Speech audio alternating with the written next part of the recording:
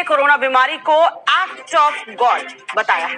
Act of God के समय सरकार अपने शाही खर्चों में कटौती करे। सरकार अपने खती के बयान पर बीजेपी, कांग्रेस और सपा की क्या प्रतिक्रिया है, चलिए आपको सुनवाते हैं।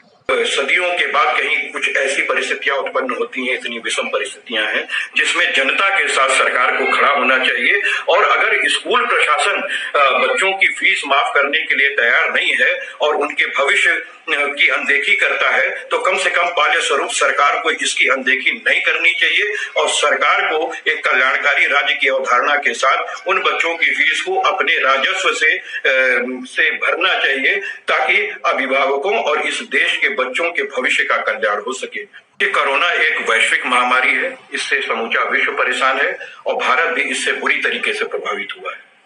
देश के अंदर 40% से ज्यादा की बेरोजगारी दर है। इस समय लोगों के रोजगार जा चुके हैं और उनके भरण पोषण में काफी दिक्कत आ रही है। वर्तमान समय में भारत की जो जीडीपी है वो भी -23.9% की जा चुकी है।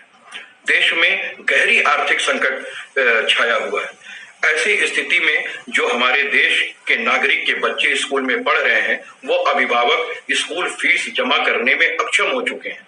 क्योंकि हमारा संविधान एक कल्याणकारी राज्य की अवधारणा के साथ इस देश में सरकार को स्थापित करता है, तो हमारी भारत सरकार और प्रदेश की सरकारों को इस बात का ध्यान देना चाहिए कि ये एक्ट ऑफ गॉड है जो सदियों के बाद कहीं कुछ ऐसी परिस्थितियां उत्पन्न होती हैं। जनता के साथ सरकार को खड़ा होना चाहिए और अगर स्कूल प्रशासन बच्चों की फीस माफ करने के लिए तैयार नहीं है और उनके भविष्य की अनदेखी करता है तो कम से कम बाल्य स्वरूप सरकार को इसकी अनदेखी नहीं करनी चाहिए और सरकार को एक कल्याणकारी राज्य की अवधारणा के साथ उन बच्चों की फीस को अपने राजस्व से भरना चाहिए ताकि अभिभावकों और इस देश के बच्चों के भविष्य का कल्याण हो सके।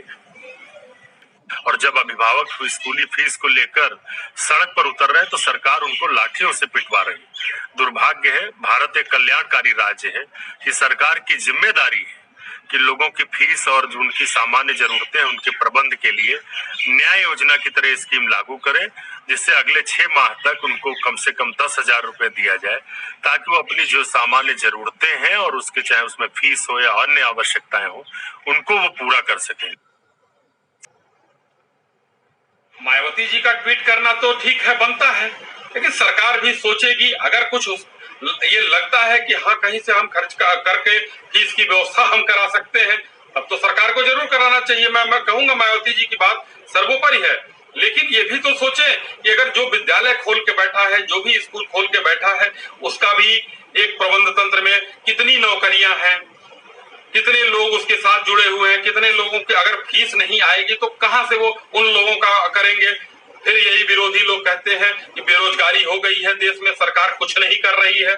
हमारे सहयोगी गगन मिश्रा इस वक्त हमारे साथ फोन लाइन पर जुड़ चुके हैं। गगन, मायावती ने देर में ही सही लेकिन सही मुद्दा उठाया है, कह सकते हैं, अभी जारी है। बहुत बहुत शुक्रिया गगन तमाम जानकारी के लिए।